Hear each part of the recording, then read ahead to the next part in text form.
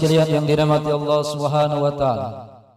Melangkah pada acara selanjutnya yaitu hikmah peringatan nuzulul Quran dengan mengambil tema aktualisasi nilai-nilai Al-Quran dalam kehidupan umat Islam guna mendukung Kabupaten Kepulauan Yapen yang lebih maju.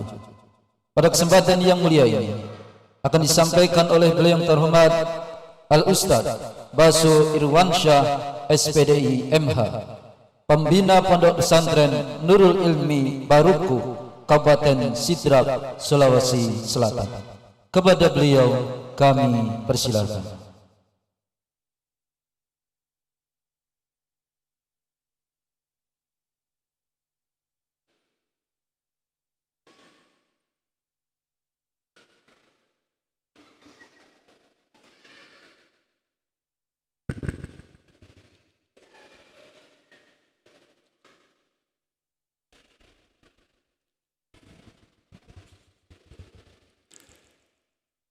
Bismillah. Assalamualaikum warahmatullahi wabarakatuh.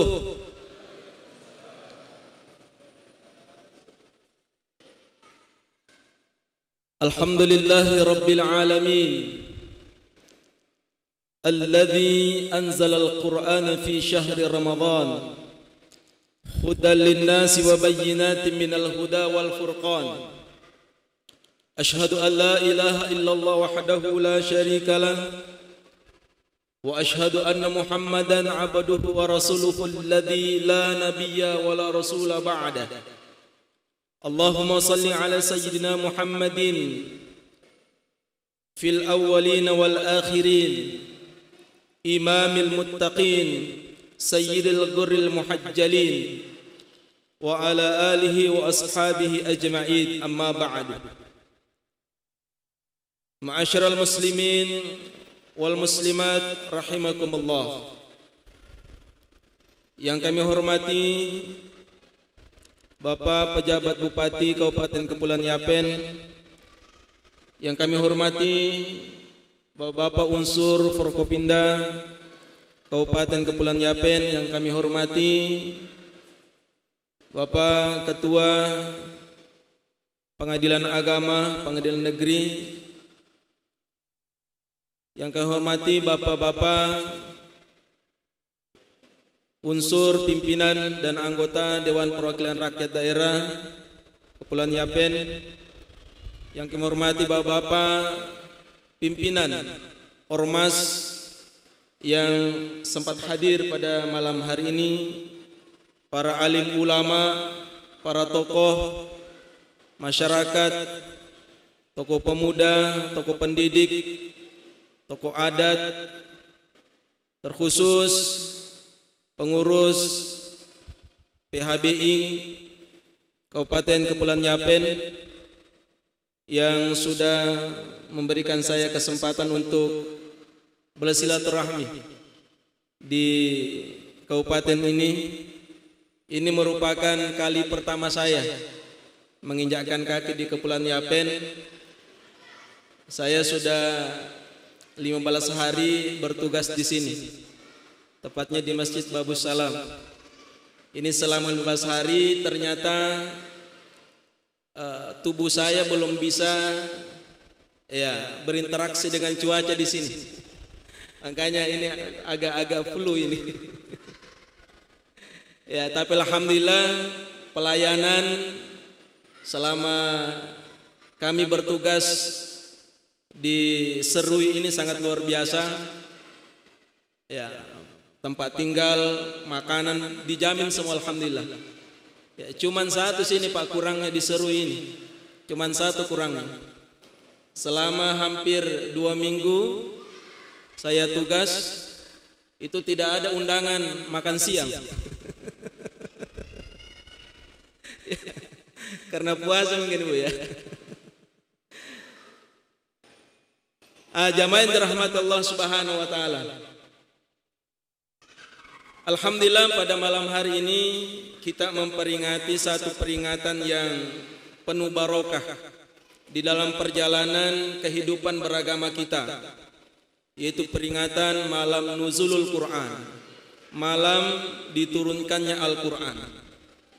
Bapak Ibu sekalian, di dalam riwayat dijelaskan bahwa proses turunnya Al-Quran ini ada 2 tahap. Yang pertama, turunnya Al-Quran dari Lauhul Mahfuz ke Baitul Izzah. Itu terjadi pada malam Lailatul Qadar. Inna anzalnahu fi Lailatul Qadar. Kemudian dari Baitul Izzah kepada Rasulullah sallallahu alaihi wasallam, itulah yang diturunkan secara berangsur-angsur, yang dimulai pada malam 17 Ramadan. Maka jamaah dirahmatullah subhanahu wa ta'ala, terkhusus kita orang Islam, terkhusus kita orang Indonesia, ada 317 yang tidak bisa kita lupakan. Yang pertama adalah 17 rakaat. Ini adalah salat kita sehari semalam. Yang kedua yaitu 17 Agustus, ya, sebagai hari kemerdekaan kita.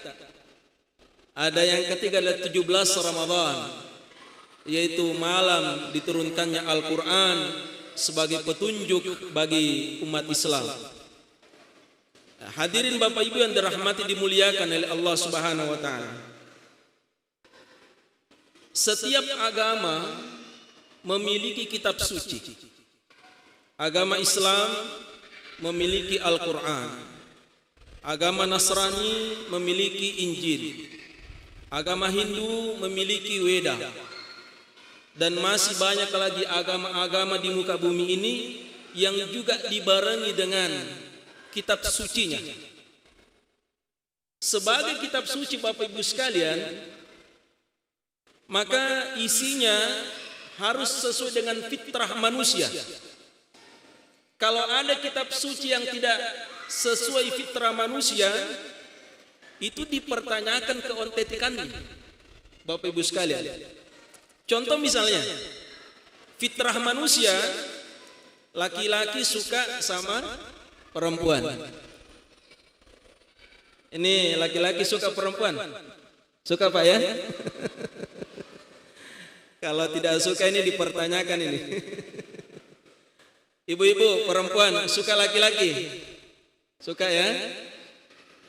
Makanya Allah Subhanahu wa taala ya menurunkan Adam dan Hawa, ya, bukan Adam dan Asep. Ya, Bapak Ibu sekalian, Al-Quran ya mendukung fitrah manusia untuk hidup bersama dengan jalan yang namanya pernikahan. Kalau ada kitab suci Bapak Ibu sekalian yang melegalkan pernikahan sesama jenis atau menghalang-halangi untuk ya menikah dengan lawan jenis, maka perlu dipertanyakan, Bapak Ibu yang dirahmati Allah Subhanahu wa taala.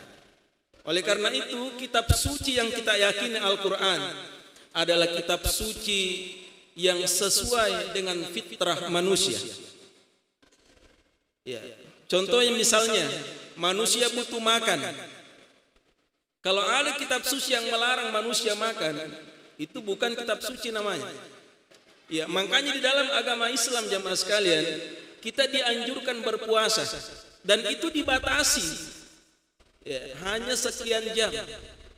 Makanya di dalam agama kita dilarang untuk melakukan puasa wisal, puasa yang terus menerus, pagi sampai malam tembus pagi lagi, dilarang.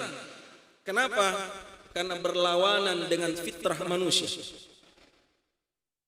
Bapak Ibu jamaah tarawih, jamaah nuzul Quran yang dirahmati oleh Allah Subhanahu wa taala. Al-Quran merupakan warisan dari Rasulullah sallallahu alaihi wasallam. Rasulullah sallam tidak mewariskan kepada kita umatnya harta, tidak mewariskan nama besarnya, tetapi Rasulullah SAW mewariskan kepada kita Al-Quran sebagai petunjuk hidup kita.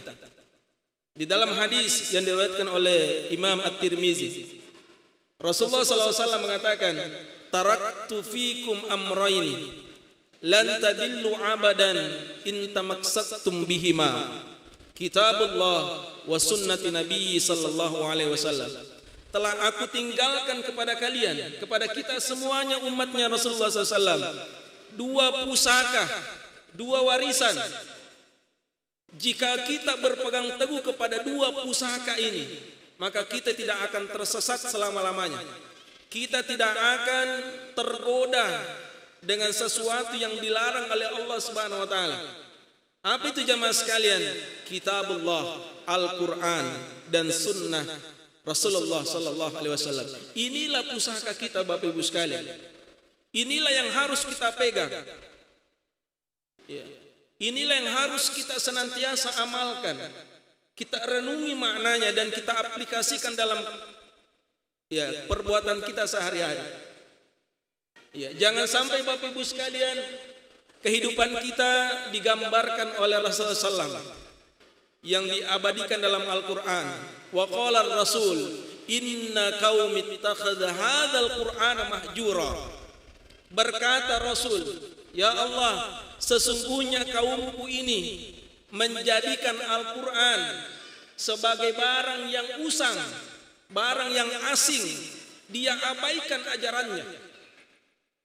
Maka dapat saya sampaikan Bapak Ibu sekalian, yang menyebabkan umat Islam terbelakang hari ini, yang menyebabkan banyaknya permasalahan yang kita hadapi di hampir seluruh sektor kehidupan kita. Pendidikan kita bermasalah, kebudayaan kita bermasalah, hukum kita bermasalah, intoleransi antar umat beragama bermasalah, konflik terjadi di mana-mana. Apa persoalannya jamaah sekalian? Karena kita mengabaikan Al-Quran. Kita jauh dari Al-Quran. Kita menganggap bahwa Al-Quran ini adalah barang yang asing bagi kita. Itulah penyebabnya Bapak Ibu yang dirahmati Allah Subhanahu wa taala. Oleh karena itu malam hari ini kita dihadirkan di tempat ini. Kita memperingati satu malam yang sungguh bersejarah. Malam Nuzulul Quran. Untuk apa Bapak Ibu sekalian? Untuk kembali memotivasi kita, untuk kembali memantik kesadaran kita bahwa untuk menciptakan kedamaian, menciptakan kebahagiaan hidup di dunia dan akhirat, tidak ada jalan yang lain kecuali kita kembali kepada Al-Qur'anul Karim. Bapak Ibu yang dirahmati Allah Subhanahu wa taala. Persoalannya kemudian, bagaimana cara kita berinteraksi dengan Al-Quran? Sebagaimana tema yang kita angkat pada malam hari ini, aktualisasi nilai-nilai Al-Quran di dalam masyarakat Islam untuk mendukung kemajuan di kabupaten kita yang tercintai. Untuk mengaktualisasikan Bapak Ibu sekalian, untuk berinteraksi dengan Al-Quran, minimal ada 3 tahap yang harus kita lalui. Yang pertama adalah dijelaskan di dalam hadis Rasulullah sallallahu alaihi wasallam, man qara'al Qur'an fastazharahu fahalla halalahu wa harrama haramahu adkhalahul jannah. Barang siapa yang membaca Al-Qur'an dan merenunginya dan menghalalkan yang dihalalkannya dan mengharamkan yang diharamkannya, maka akan dimasukkan ke dalam surga. Di dalam hadis ini Bapak Ibu sekalian ada 3 tahap untuk melakukan aktualisasi nilai-nilai Al-Quran di dalam kehidupan kita. Yang pertama adalah qara Al-Quran, tanamkan kegemaran membaca Al-Quran. Ini yang paling penting Bapak Ibu sekalian. Hari ini di mana teknologi menyerang kita, di mana arus-arus kebudayaan barat menghantam kita bertubi-tubi, seakan-akan menjadikan kita sangat jarang berinteraksi dengan Al-Quran. Coba ini saya tanya, mana lama pegang HP atau pegang Al-Quran? Mana Pak kira-kira? Kalau pegang HP itu sampai 5 jam itu, sampai panas itu tangan, sampai panas telinga itu tidak dilepas. Tapi kalau Al-Quran baru 15 menit sudah mengantuk. Betul tidak? Betul Pak? Ya. Padahal ini tahap yang pertama Bapak Ibu sekalian. Ketika kita ingin mengaktualisasikan nilai Al-Quran, kita ingin menginternalisasi nilai Al-Quran di dalam kehidupan kita, maka yang pertama adalah tanamkan kegemaran membaca Al-Quran. Di dalam agama lain juga demikian. Ini tahap yang pertama, tangga yang pertama. Ya. Anak-anak kita ajarkan membaca Al-Quran. Kita arahkan anak-anak kita mempelajari Al-Quran. Bangun TK-TPA, bangun pondok pesantren. Supaya ya proses keagamaan kita semarak di kabupaten kita. Karena kalau anak-anak kita jauh dari Al-Quran Bapak Ibu sekalian, 20-30 tahun, kita tidak bisa bayangkan terperosoknya generasi muda kita. Oleh karena itu, untuk menciptakan generasi-generasi yang unggul, generasi-generasi yang mampu membawa perubahan, membawa kemajuan di daerah kita, dekatkan mereka dengan Al-Quran. Bapak Ibu yang dirahmati Allah Subhanahu wa taala. Ini yang pertama. Tanamkan membaca Al-Quran di dalam kehidupan kita. Rasulullah SAW di dalam banyak riwayat menyampaikan kepada kita semua.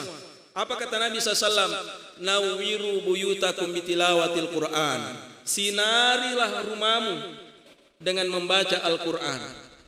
Jadi bukan pasang lampu Pak Bu. Oke lah kalau lampu ini bisa menghilangkan kegelapan di dalam rumah tangga kita, tetapi untuk menghilangkan kegelapan, ya, kejahiliaan, kegelapan, kebodohan di dalam rumah tangga kita, tidak cukup dengan memasang lampu, tetapi harus disinari dengan Al-Quran. Bapak Ibu sekalian. Ya. Kemudian selanjutnya, orang-orang yang gemar membaca Al-Quran, apalagi di bulan suci Ramadan. Bulan Ramadan adalah bulan membaca Al-Quran. Salah satu ibadah yang bisa kita panen pahala. Bapak Ibu sekalian, kalau kita mau panen pahala di bulan Ramadan ini, salah satu ibadah yang sangat dianjurkan adalah membaca Al-Quran. Luar biasa itu, kita panen. Apa kata Nabi SAW? Man qara harfan min kitabillah. Barang siapa yang membaca satu huruf di dalam Al-Quran, falahu hasanah, ganjarannya satu kebaikan, wal hasanatu bi asri amsalihah, dan satu kebaikan adalah 10 pahalanya. La aqulu alif lam min harfun walakin alif wa harfun wa lam harfun wa mim harfun. Saya tidak mengatakan alif lam mim satu huruf, tetapi alif satu huruf, lam satu huruf, mim satu huruf. Berapa jumlahnya? 3 huruf. Berarti 30 pahalanya. Kita baca Bismillahirrahmanirrahim. 19 hurufnya dikali 10, 190. Itu di luar bulan Ramadan Pak. Di dalam bulan Ramadan, Allah Subhanahu wa taala melipat gandakan sampai 70 kali lipat. Nah, sehingga sangat terugilah orang-orang yang menyia-nyiakan Ramadan ini dengan tidak membaca Al-Quran. Bapak Ibu sekalian, Ibu sudah tamat Ibu baca Al-Qurannya? Sudah. Bapak-bapak sudah tamat Pak? Alhamdulillah. Usahakan cukup 1 kali saja tamat ya. Jangan sampai tidak tamat. Rugi sekali kita kalau tidak bisa menghantamkan meski hanya 1 kali di dalam bulan suci Ramadan ini. Bapak Ibu yang dirahmati Allah Subhanahu wa taala. Kemudian selanjutnya, orang-orang yang gemar membaca Al-Quran, kata Nabi SAW, akan diturunkan ketentraman di dalam hatinya. Terutama ibu-ibu. Ibu banyak hutang Bu? Banyak hutangnya? Apalagi nih menjelang hari raya ini ya pasti gelisah. Ya, belum ada dana ini beli baju baru. Gelisah. Nah, bagaimana untuk menenteramkan hati kita jamaah sekalian? Resep yang diberikan oleh Rasulullah SAW adalah membaca Al-Quran. Apa kata Nabi? Man yastama'a qaumun yazkuruna Allah wa yatluna kitaballah illa nazalat alaihimus sakinah. Tidaklah berkumpul satu kaum, berkumpul satu jamaah, kemudian dia membaca Al-Quran, dia ingat kepada Rasulullah SAW, illa nazalat alaihimus sakinah, kecuali turunkan ketenteraman di dalam hatinya. Bapak Ibu sekalian, jadi kalau mau kita tentram, mau kita damai, mau kita tenang, hati tak, tanamkan membaca Al-Quran di setiap waktu kita. Bapak Ibu yang dirahmati Allah Subhanahu wa taala. Kalaupun pada akhirnya Bapak Ibu sekalian, kita sibuk dengan Al-Quran, kita sibuk mempelajari Al-Quran, merenungi Al-Quran, sehingga kita tidak sempat berdoa kepada Allah Subhanahu wa taala. Apa kata Nabi? Orang-orang yang menyibukkan diri dengan Al-Quran, dia tidak sempat meminta kepada Allah, maka Allah akan memberikan sesuatu yang lebih baik, lebih banyak daripada yang diminta oleh orang-orang yang berdoa kepada Allah Subhanahu wa taala. Masya Allah. Luar biasanya Bapak Ibu sekalian, orang-orang yang memporsir waktunya untuk dekat bercengkerama dengan Al-Quran. Ya, karena Rasulullah SAW mengatakan, "May yuridu ayyatakallama ma'allah falyaqra Qur'an." Barang siapa yang ingin bercakap-cakap, barang siapa yang ingin berdialog dengan Allah Subhanahu wa taala, falyaqra Qur'an, hendaklah dia membaca Al-Quran. Ya, oleh karena itu Bapak Ibu sekalian, ya perhatikan juga kalau baca Al-Quran. Ada orang baca Al-Quran ini, ya bajunya ya yang sudah sobek ketiaknya nak pakai, sarungnya tidak pernah nak cuci, ya tidak nak tutup auratnya, tidak berwudu, tempatnya tidak bersih. Ya, bagaimana Al-Quran mau jadi obat? Bagaimana Al-Quran bisa dijadikan pedoman? Ya, tetapi kita tidak menghargai Al-Quran. Makanya Bapak Ibu sekalian, di dalam agama Islam diajarkan, kalau kita ingin membaca Al-Quran, ya kita menutup aurat kita, kita sucikan badan kita di tempat yang terbaik, di tempat yang suci, baru kita membaca Al-Quran. Ya, jangan di WC.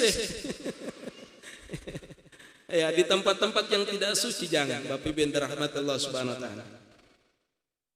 Bapak Ibu yang dirahmati Allah Subhanahu wa taala, terutama anak muda. Ada anak muda di sini? Banyak anak muda. Anak muda dekatkan dengan Al-Quran. Ya, anak-anak muda kita sekarang adalah generasi yang akan melanjutkan estafet kepemimpinan di daerah kita. Maka dekatkan dengan Al-Quran. Ya. Jangan sampai, saya teringat ini ada kisah. Ada 3 mahasiswa, dia sudah lulus kuliah, kembali ke kampung. Setiba di kampung, ternyata 3 pemuda ini tertarik dengan anak gadis Pak Kiai di kampung itu. Akhirnya datanglah 3 pemuda ini. Datang ingin menyampaikan hajatnya, ingin meminang sang gadis anak Pak Kiai. Setelah tiba di hadapan Pak Kiai, "Assalamualaikum Pak Kiai." "Waalaikumsalam." Ya, disampaikan hajatnya. Ya, kemudian Pak Kiai mengatakan kepada pemuda yang pertama, "Siapa namamu?" "Nama saya Asri." Ada namanya Asri sini. Kemudian Pak Kiai bilang, "Oke, silakan baca surat Al-Asri." Ya, dibaca. "Wal 'asr innal insana lafi khusr illa alladziina aamanu wa 'amilus shalihati wa tawassaw bil wa tawassaw bis sabr." Lulus. Pindah ke pemuda yang kedua. "Siapa nama Ata?" "Nama saya Quraisy." Nah, silakan baca surah Al-Quraisy. Dibaca dengan lancar. "Li'ila fi Quraisy" sampai habis. Pemuda yang ketiga belum ditanya sudah keringatan. Ternyata namanya Imran. Al-Imran. Ditanya, "Siapa namanya?" "Nama saya Imran Pak Kiai, tapi biasa dipanggil Kulhu." Kenapa seperti Bapak Ibu sekalian? Karena pemuda ini tidak dibangun atas literasi Al-Quran. Oleh karena itu, untuk menciptakan pemuda yang unggul, salah satunya adalah perkuat literasi Al-Quran. Pemuda kita, generasi muda kita dekatkan dengan Al-Quran untuk melakukan kemajuan di daerah kita. Bapak Ibu yang dirahmati Allah Subhanahu wa taala. Apalagi ada kisah yang lucu juga. Ada seorang yang pergi mondok pesantren kilat. Tahu namanya pesantren kilat? Pesantren 3 hari. Pas pulang didapuk jadi imam sholat maghrib. Kebetulan imam masjidnya tidak ada, sedang sakit. Dia disuruh jadi imam. Setelah baca Fatihah, diambil surah Al-Kafirun. Ini saya sampaikan bapak-bapak yang sering jadi imam, hati-hati. Salah sedikit tidak bisa sampai. Qul ya ayyuhal kafirun la a'budu ma ta'budun wala antum 'abiduna ma a'bud wala ana 'abidu ma 'abadtum wala antum 'abiduna ma a'bud wala ana 'abidu ma 'abadtum wala antum 'abiduna ma a'bud wala ana 'abidu ma 'abadtum. Tidak mau sampai. Ada anak muda di belakang teriak, lakum. Langsung dibilang, lakum dinukum waladhdallin. Bilang nenek di belakang, tadi kan sudah bilang amin, kenapa bilang amin lagi? Kenapa seperti Bapak Ibu sekalian? Masyarakatnya tidak dibangun dengan literasi Al-Quran. Sangat riskan Bapak Ibu sekalian, ketika kita mengaku umat Islam, tetapi literasi terhadap Al-Quran sangat rendah. Bapak Ibu yang dirahmati Allah Subhanahu wa taala, ini tingkat yang pertama. Jikalau kita ingin mengaktualisasikan nilai-nilai Al-Quran di dalam kehidupan kita, yang pertama adalah tanamkan kegemaran membaca Al-Quran. Yang kedua adalah mentadabburi Al-Quran, merenungi maknanya. Tidak cukup dengan dibaca Bapak Ibu sekalian. Apalagi Al-Quran ini berbahasa Arab. Kita ini orang Indonesia tidak mahir bahasa Arab. Tapi alhamdulillah Kementerian Agama telah memproduksi Al-Quran terjemahan bahasa Indonesia. Bahkan hampir seluruh bahasa ada. Bahkan di daerah saya ada terjemahan tafsir bahasa Bugis. Ada juga bahasa Jawa. Dan hampir semua bahasa ada. Gunanya apa Bapak Ibu sekalian? Supaya kita selain membaca Al-Quran, kita bisa mentadabburi isinya, bisa merenungi isinya dengan membaca terjemahan. Oleh karena itu Bapak Ibu sekalian, kalau kita membaca Al-Quran, baca juga terjemahannya. Supaya apa? Supaya mampu kita resapi, mampu kita renungi maknanya. Bapak Ibu yang dirahmati Allah Subhanahu wa taala. Kemudian selanjutnya yang ketiga, setelah kita renungi maknanya, kita dalami isinya, kita menyelam di dalam lautan maknanya. Kemudian yang ketiga adalah kita aplikasikan, kita amalkan di dalam kehidupan kita sehari-hari. Dan inilah yang paling tinggi Bapak Ibu sekalian. Setelah kita membaca Al-Quran, kita kaji maknanya, kita renungi maknanya, kemudian kita praktekkan, kita amalkan di dalam kehidupan kita sehari-hari.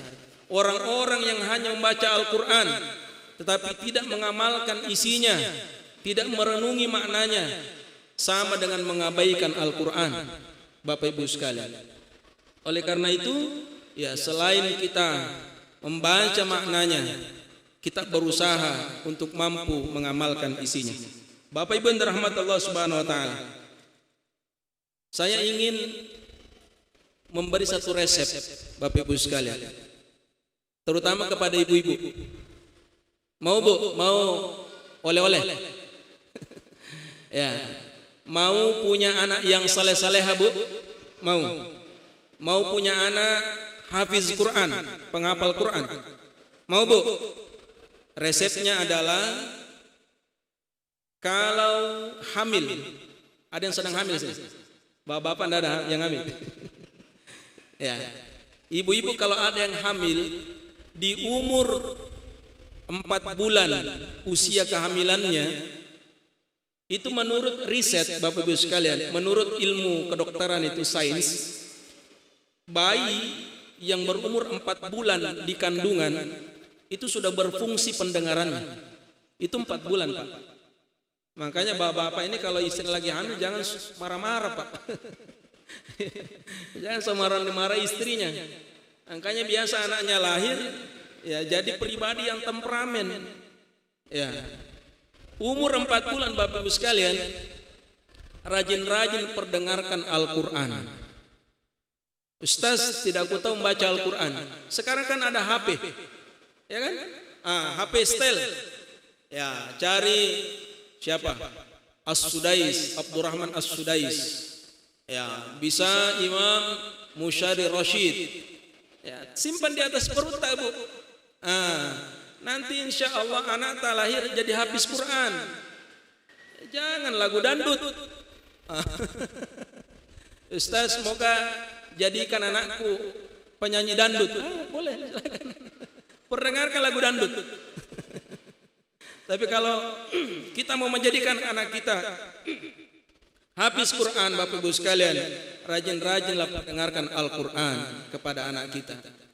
Itu resep yang pernah diberikan kepada seorang ibu di Arab Saudi yang dia punya anak 7 anaknya semuanya hafiz Quran, dan rata-rata di umur 7 tahun anaknya sudah hafal 30 juz Al-Quran. Ibunya dipanggil, diwawancara di stasiun televisi swasta, ditanya, ibu apa resepnya? Anak tak ini masih kecil sudah hafal 30 juz. Apa kata sang ibu? 2. Selama saya hamil, ketika saya divonis hamil oleh dokter, sampai saya melahirkan, tidak pernah putus air wudhu saya. Air wudhunya tidak pernah putus. Batal wudhu lagi, batal wudhu lagi. Dan yang kedua, saya selalu memperdengarkan Al-Quran kepada calon bayi saya. Bapak Ibu sekalian.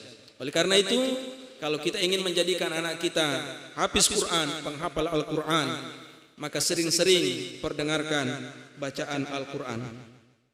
Bapak Ibu yang dirahmati Allah Subhanahu wa taala, kepada anak-anakku, adik-adikku di sini yang mungkin ada hafiz Quran, ada penghafal Al-Quran, pesan saya. Pesan ini disampaikan oleh guru saya, Profesor Nasaruddin Umar. Beliau adalah imam besar Masjid Istiqlal Jakarta. Apa kata Profesor Nasaruddin? Anak-anakku, para penghafal Al-Quran, para pecinta Al-Quran, jangan jadi selebritis Quran. Apa maksudnya Bapak Ibu sekalian? Menjadi Al-Quran dijadikan sebagai sesuatu yang membuat dia dikenal orang. Selebritis Quran. Tidak perlu katanya Profesor. Ya, meskipun kita tidak terlalu dikenal di dunia, tetapi kita dikenal di langit. Ya. Majhulun fil ard. Jarang orang yang kenal kita di dunia, tapi nama kita terkenal di langit. Karena kenapa? Karena kita bukan selebritis Quran, tapi kita betul-betul menjadi hafiz Quran, menjadi pecinta Al-Quran yang mengharapkan ridha Allah Subhanahu wa taala, bukan sanjungan manusia. Bapak Ibu yang dirahmati Allah Subhanahu wa taala, semoga insyaallah peringatan nuzul Quran pada malam hari ini memberikan kita dampak positif untuk kembali lagi menanamkan kegemaran membaca Al-Quran. Jangan sampai Bapak Ibu sekalian, Al-Quran di rumah kita berdebu karena tidak pernah dibuka. Nauzubillah. Terutama ibu-ibu, biasanya itu gelasnya selalu dilap, piringnya selalu dilap, tetapi ada Al-Quran yang berdebu, yang tidak pernah dibuka, tidak pernah disentuh. Oleh karena itu Bapak Ibu sekalian, selepas kita pulang peringatan nuzul Quran ini, mari kita membuka Al-Quran kita, kita baca Al-Quran kita renungi maknanya, kita selami jamuannya. Karena Al-Quran ini Bapak Ibu sekalian adalah jamuan dari Allah. Silakan kita ambil sebanyak-banyaknya, silakan kita makan sepuas-puasnya. Al-Quran, semakin kita pelajari, semakin kita dalami maknanya, tidak akan pernah habis. Justru semakin kita amalkan, kita renungi, semakin banyak kita menemukan nilai-nilai kebaikan di dalam Al-Quran.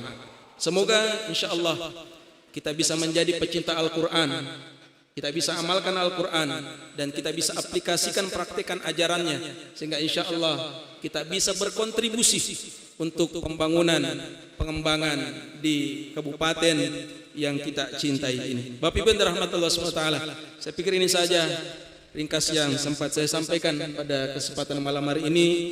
Terima kasih atas segala atensinya, terima kasih atas segala perhatiannya. Mohon maaf atas segala kekurangan, mohon maaf atas segala kelebihan yang saya sampaikan pada malam hari ini. Semoga menjadi barokah bagi kita semua, menjadi amal yang insya Allah membawa keselamatan dunia dan akhirat kita. Sekali lagi terima kasih kepada Bapak Haji yang telah mengundang saya untuk memberikan ceramah. Terima kasih kepada seluruh panitia yang tidak bisa saya sebutkan satu persatu. Semoga insya Allah jerih payah Bapak Ibu sekalian untuk melakukan kegiatan ini bernilai ibadah di sisi Allah Subhanahu wa taala. Terima kasih. Wallahu muwafiq ila aqwamit thariq. Minallahi musta'an wa alaihi tiklan. Wassalamu alaikum warahmatullahi wabarakatuh.